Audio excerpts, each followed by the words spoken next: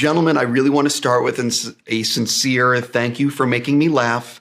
And thank you for the amount of blood that you had on set because I loved it. Oh, good. It's you know what I mean? I was all in.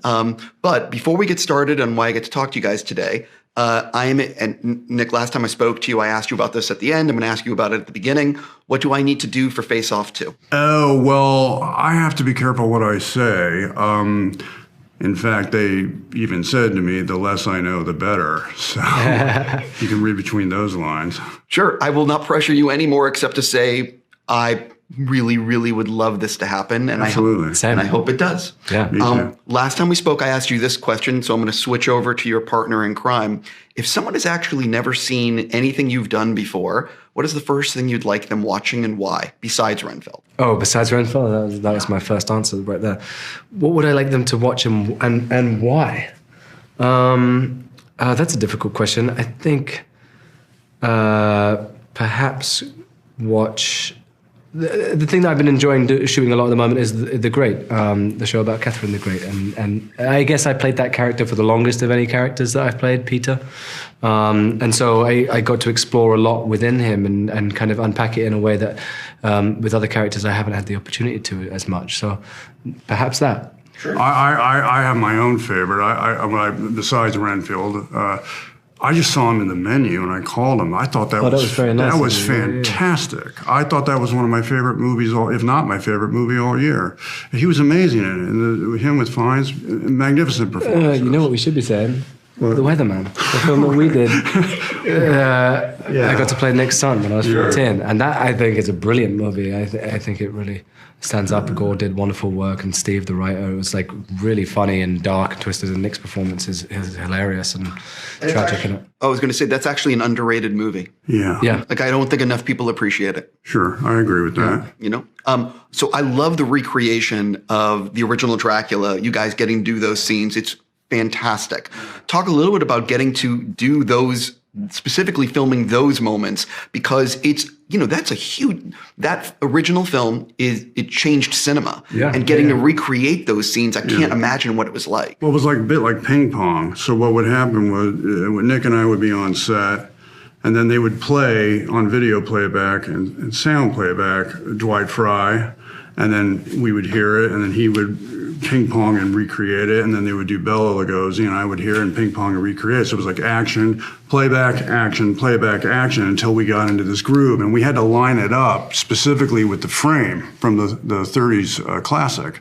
So every move had to match. So it was a timing and a vocal thing. Yeah, all of those things. It was very specific in terms of recreating, but also just magical as fans of the original film to then kind of get implemented into it in that fashion it was very exciting. It was a lot of fun. A dream come true. What I like about your relationship is that some of it is father-son, and some of it is complete abuse. Right. Well, yeah. Well, I mean, we have these situations sometimes. Not talking about anybody specifically, but it happens in families. Mm-hmm. You get that sometimes in families. And also, there's care and love between these two characters. You know, there was a moment when you're back at the lair and very weak after being burned to a crisp, essentially, and it was kind of like almost like taking care of an elderly relative or something, where it's like trying to nurse you back to health, and they do have this very complicated relationship. Kind of a toxic, perverse love, you know, that's evolved into something completely untenable. Which is where there's too much baggage to unpack for these two. It's where we're getting the comedy from, but it's actually a pretty serious subject. Yeah. When you signed on to do this movie, did Chris or anyone at the studio let you know how much blood was going to be practical on set? Because I think a lot of people don't realize what it takes to use that much practical blood and the resets on set between each take. Yeah, that was something it was something that Chris, I know, really was committed to and wanted to do in our film, and it's something that can set it apart from other movies particularly as well. So, I mean, there was a lot of blood, and the thing I was mentioning earlier about that is, particularly when you're punching a head off, there's obviously like little explosives and then a lot of blood and all these things that have to be timed out to the millisecond to work and be effective and seem plausible and believable. So then it was a lot of drilling and rehearsals to make sure that in those moments everyone was dialed in to do it correctly on the take, because otherwise it'd be a big cleanup and a reset and there goes your schedule for the day. But I do remember Chris McKay taking me into his office before production even began, early on, when he was still talking to me about playing the role, and I hadn't committed yet. And he showed me this wonderful video sequence of what he wanted to achieve in this movie, the tone of the movie. And right off the get-go, I said yes. I knew he was onto something special, something that would be very entertaining and very surprising. I love the shot of you. It's the apartment fight sequence where you're going down and you're breaking the dude in half and you're smiling at Awkwafina who's just standing there. So for a shot like that, can you explain to people watching what it takes to do that shot? It's just and also her reaction, the blood, everything about that shot's great. Cinema. Well, there's lots of different elements that go into that. James, my stunt double, was doing some of the wider shots because we were actually also on our different units as well at the same time. So he was like surfing a fake body down on wires, and then there's obviously a huge blood explosion and rigs of packs of all that sort of stuff to go off, and then Chris McKay came up with the great idea of having kind of a sweet little wave and smile, which is just completely the opposite of everything that's happening in that moment to Nora, as I kind of ride this body past it and demolish it. So it was, a very fun cinematic moment. There is, I mean, I don't normally like to compare actors, but if I had to compare any actor, there is a slight Chaplin-esque flavor to what he brings as Renfield in some of those sequences. Yeah. I love your voice as Dracula, and I loved your performance in this. Can you sort of pull the curtain back before you step on set? How are you finding the voice? How are you figuring out how you want to make your version of Dracula on screen? Some of it is up to what happens empathically in the imagination. I leave myself open to inspirations that so kind of pop in and go, hello, and then they come out. Much of it was something that I had already developed on Vampire's Kiss, meaning my father's voice, August Coppola.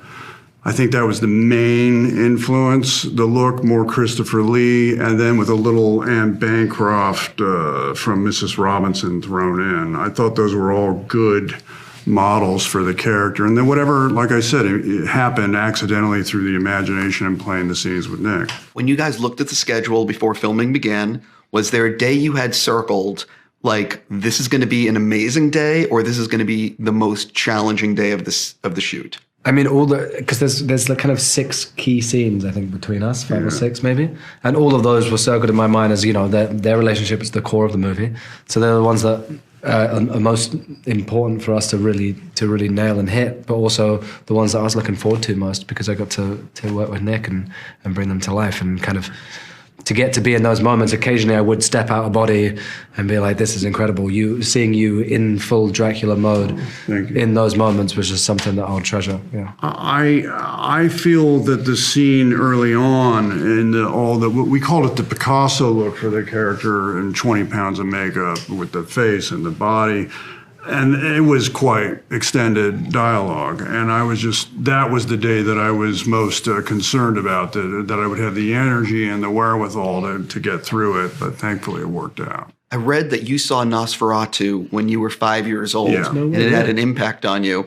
And I believe you might be doing Nosferatu with Robert, unless I'm wrong about this. Yeah, we're shooting at the moment, yeah. Exactly. So I wanted to know, what was that like, seeing that film at a young age, and what can you tease about your new version of Nosferatu? Well, see, it had such a huge impact on me. This is the thing about growing up with a professor of comparative literature who was also a doctor of fine arts. I mean, he was always exposing me to movies that were perhaps terrifying for a 5-year-old, and nonetheless, they stayed with me, and hence sort of formed where I was going with my own film work. I never forgot those early German expressionistic movies. Caligari and Nosferatu were running in the house all the time, and I would go to bed and have nightmares about it. So of course I had to do something with it.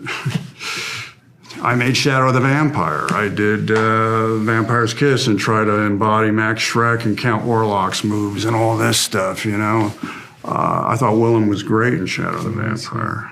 Oh, Willem's okay. He's a decent actor. Yeah, he's all right. Yeah, he'll land on his feet. Yeah, in terms of reimagining that story, I mean, Robert Eggers, I think, is one of the most exceptional, brilliant directors we have at the moment. And his approach to storytelling, his approach to being authentic and true, and the way he designs shots and tells the story is just remarkable. So I'm very excited by what he's creating in his version of Nosferatu. I know it's a film that he's been wanting to make since he I think he was 8 years old, and he did a play of it in school, and so directed that, and to see his vision come to life is really special. Robert's talked to me about the film, but the thing that I love about Robert is the way that he tries to be as authentic to the time period as possible, whether that be using the film equipment of the era or whatever he needs to do to create it. Are you guys using any sort of vintage equipment? Are you doing it? Have you started? I don't know if you started shooting. We're shooting on film 35. I don't think the lenses, you'd have to quiz them on. We are using some vintage lenses, but I don't know if they're era specific. So you'd have to ask them that. Sorry. Listen, I'm a big fan of the way both of you are, like, I'm a big fan of both of your work. I needed to get that right as I said that. But I'm curious for both of you, because you haven't worked together in a while. Do you guys have any similar styles when you're on set? Like, before the scene begins, are you psyching yourself up? Are you listening to music? Like, are there similarities, and how are you guys different? Well, I don't listen to music because I want to be I want my instrument to be open to whatever I can. Sounds ridiculous, but grab from the beyond, meaning my imagination, so I don't want anything cluttering that. But the difference on this movie than The Weatherman was I was the lead of The Weatherman, he was supporting. On this movie, he's the lead, he's Renfield, and I'm supporting. So I had a chance for me as a supporting actor, my job is to just that, support the lead. So I had to find out where he was going, what pace he was setting with the comic timing, and also watching him flip into vulnerability on a dime and grab pathos and do things that were completely brand new with the Renfield character. So that informed where I could go as Dracula, so that it would coalesce as a whole piece, that we were one, really working together like jazz.